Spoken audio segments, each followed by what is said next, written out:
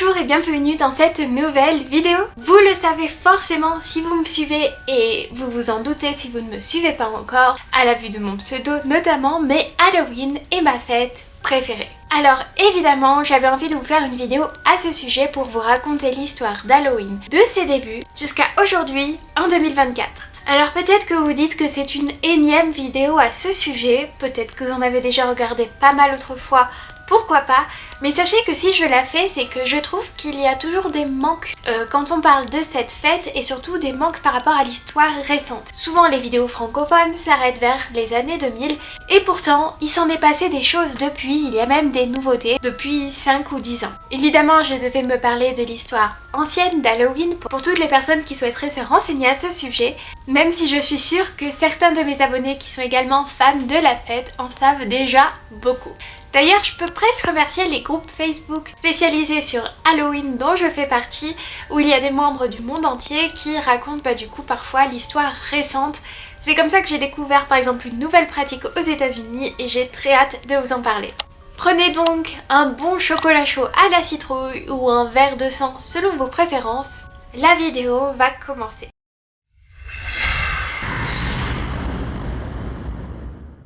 En France, Halloween est considéré comme une fête américaine extrêmement commerciale.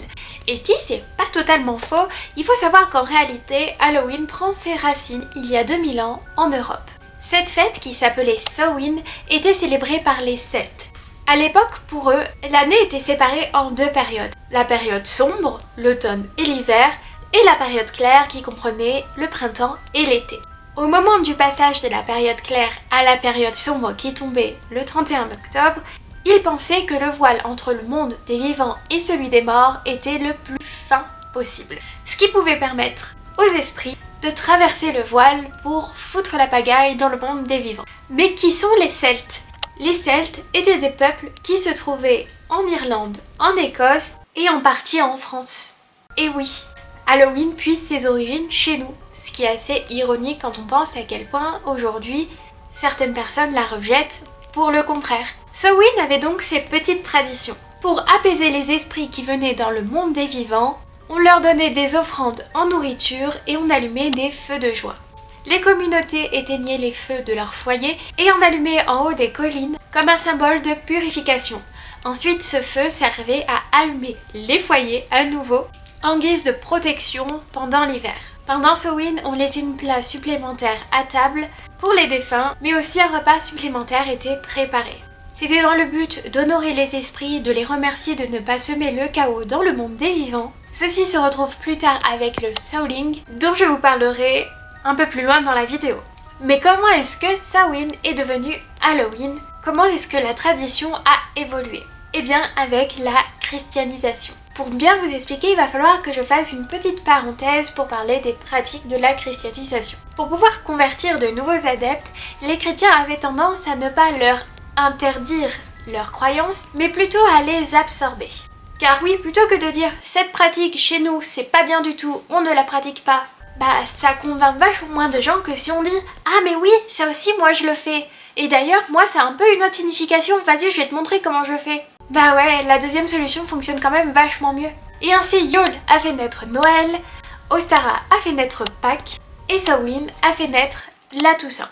Pas Halloween. Enfin, si mais vous allez voir. Samhain se pratiquait donc le 31 octobre et la Toussaint le 1er novembre. La fête celte devient donc la veille de la Toussaint. Veille de la Toussaint qui se traduit littéralement en anglais par All Hallows Eve, mot qui par déformation devint Halloween. Ça y est. On connaît le mot. Parlons un peu des traditions populaires et surtout du Moyen-Âge en Angleterre. Les enfants pratiquaient le Souling, dont je vous ai parlé un peu plus tôt. Les enfants pauvres allaient de maison en maison en quête du gâteau des âmes en échange de prières pour les défunts. Les enfants se déguisaient déjà à l'époque pour éloigner les mauvais esprits et les âmes errantes qui se mêlaient à eux pendant la nuit. Mais comment est-ce que Halloween est devenu une fête américaine ? Eh bien, c'est arrivé dans les années 1840 quand les immigrants européens et principalement irlandais sont arrivés aux États-Unis d'Amérique. Les Européens ont amené leurs coutumes avec eux et parmi toutes ces coutumes, il y avait Halloween. De base, la fête ne se faisait qu'en petit comité dans les communautés irlandaises. Mais elles ont rapidement trouvé un écho dans plusieurs villes et particulièrement à l'est des États-Unis. À l'époque déjà s'opéraient quelques transformations entre la tradition et le fait de découvrir de nouvelles choses dans un nouveau continent. Par exemple, je ne sais pas si vous le savez, mais les citrouilles ne poussent pas naturellement en Europe. Il a fallu être aux États-Unis pour les découvrir. Donc à l'époque, les gens sculptaient des navets. Mais en arrivant aux États-Unis, en trouvant ces merveilleuses citrouilles, ils se sont dit que c'était quand même vachement plus beau et vachement plus pratique. Ainsi, ça a donné lieu à la pratique moderne du jack-o'-lanterne, qui est en fait une référence à la tradition irlandaise de Stingy Jack, une âme damnée condamnée à errer avec un navet taillé en guise de lanterne. Puis, aux États-Unis, la fête a évolué pour devenir une pratique extrêmement commerciale et laïque au cours du XXe siècle. On retrouve d'énormes échos déjà dans les années 20 et les années 30, où des parades de quartier étaient courantes.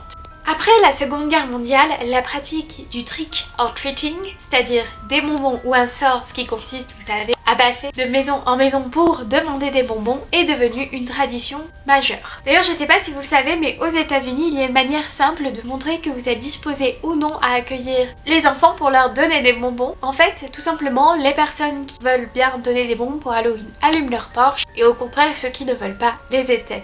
Ça évite pas mal de détours et de frustrations pour tout le monde. Pour l'aspect commercial, il faut bien comprendre que plein de choses se sont développées autour de la fête. Par exemple, on produisait de plus en plus de costumes spécifiquement pour l'occasion. On estampillait aussi des bonbons aux couleurs de la fête, ce qui ne se faisait pas avant. Et aussi tout ce qui va être cinéma, télé, etc.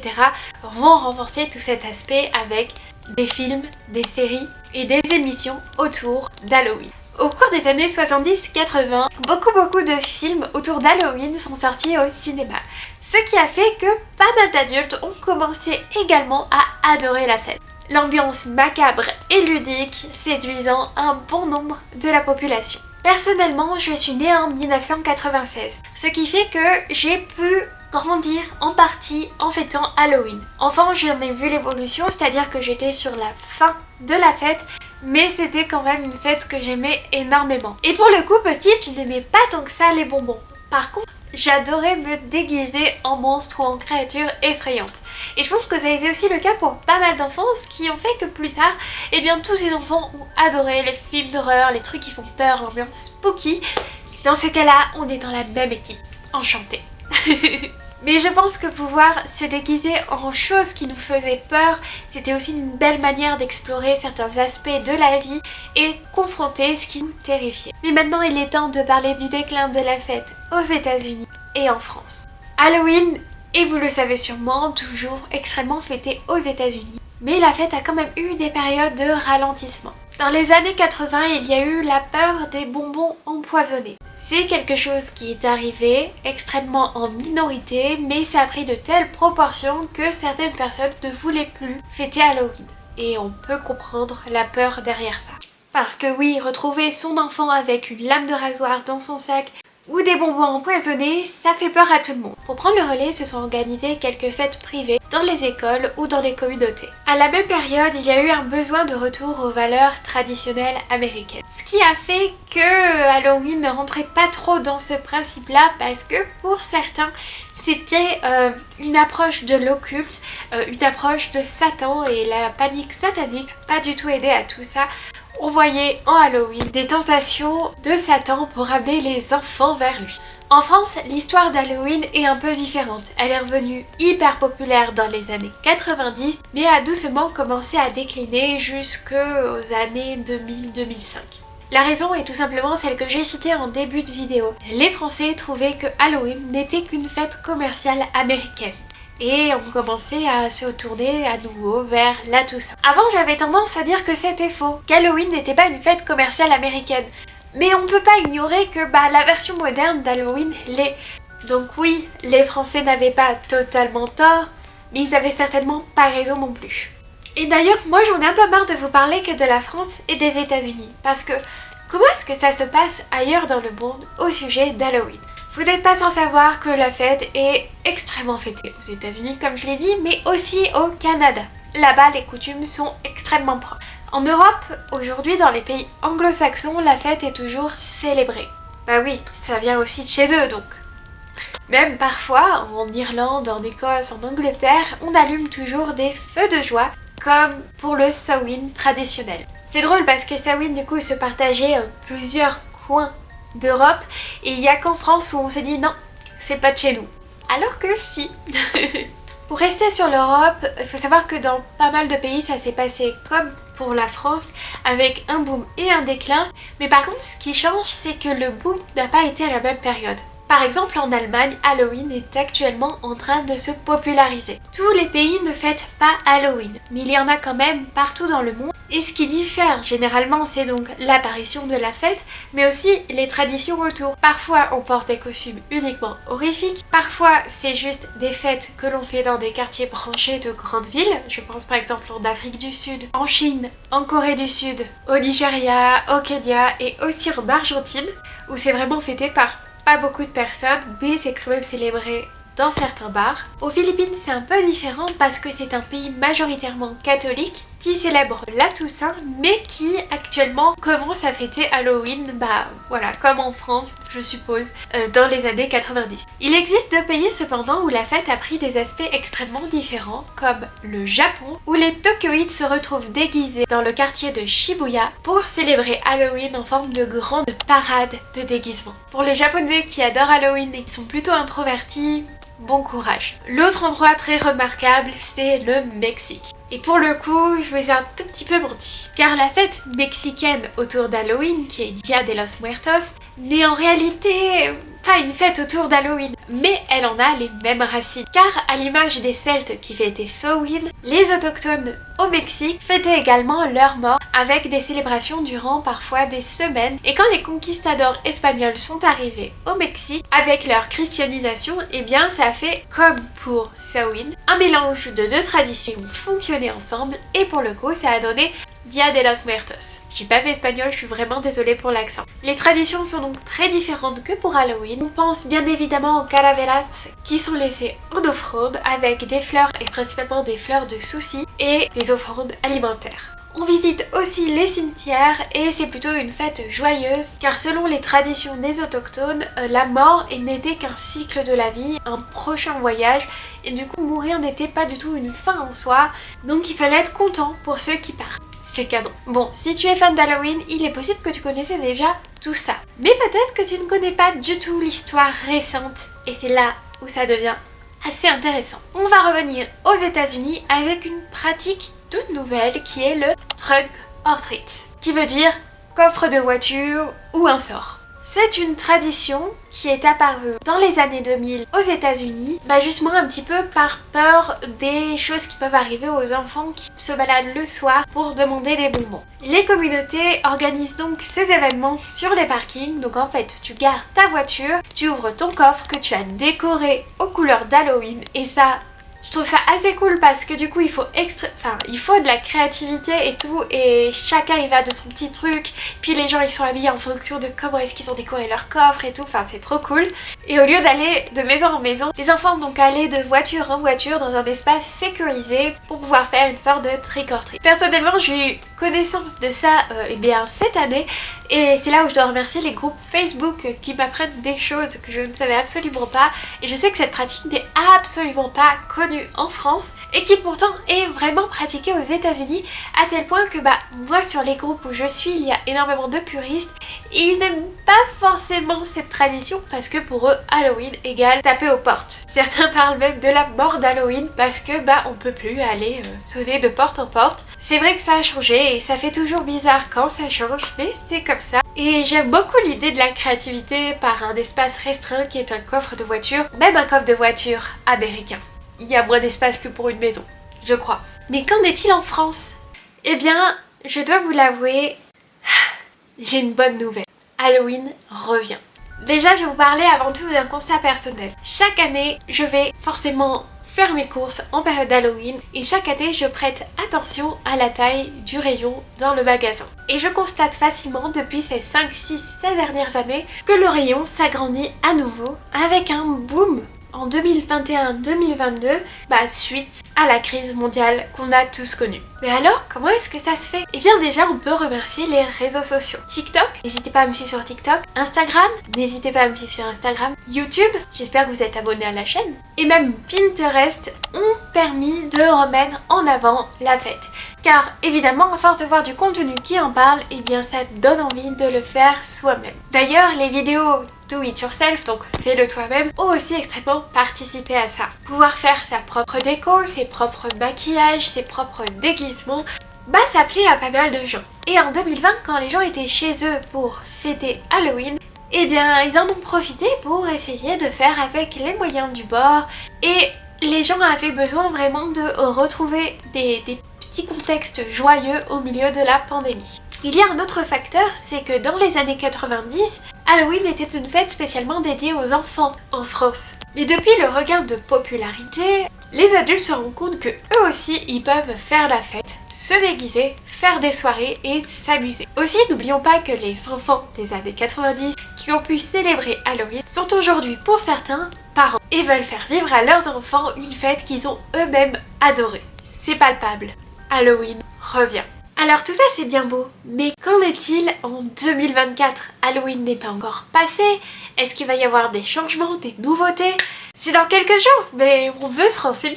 Eh bien je pense qu'en 2024, la fête va vraiment être à son apogée de ces dernières années. Pas comme dans les années 90, mais ça continue à monter et je pense qu'on est sur une très bonne année, un très grand cru. Pourquoi? Eh bien tout simplement parce qu'en 2024, l'automne est à la mode.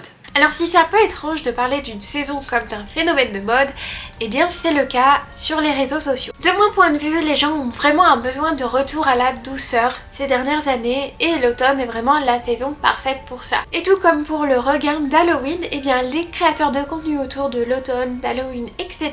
eh bien ont fini par être suffisamment mis en avant pour que la saison plaise à de plus en plus de personnes. Oui, je me sens concernée.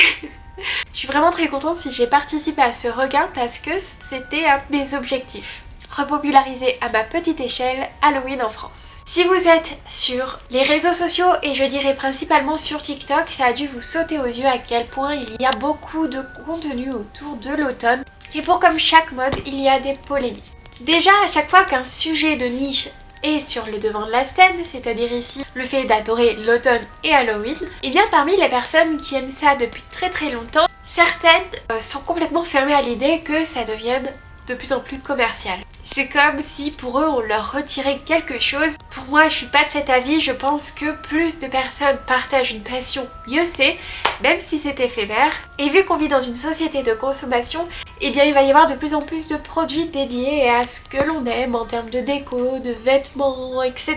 Et puis même pour les personnes pour qui ce sera éphémère, eh bien un jour elles vont vendre leurs décorations, etc. en vide-grenier. Et pour ceux qui aiment ça depuis longtemps et qui aimeront ça encore longtemps, on n'aura qu'à trouver à petit prix des accessoires et des vêtements que l'on va adorer.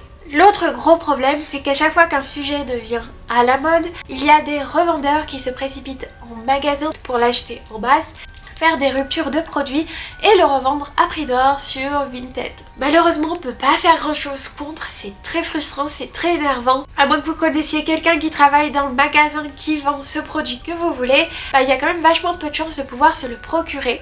Mais que vous soyez frustré de ne pas trouver les éléments de décoration que vous désirez ou que vous n'avez pas envie de donner votre argent à des marques qui font leur beurre en vendant des produits à la mode et qui produisent en masse, eh bien j'ai quelques solutions pour vous. Déjà, n'oubliez pas que pour l'automne et Halloween, le principal des décorations se trouve dans la nature.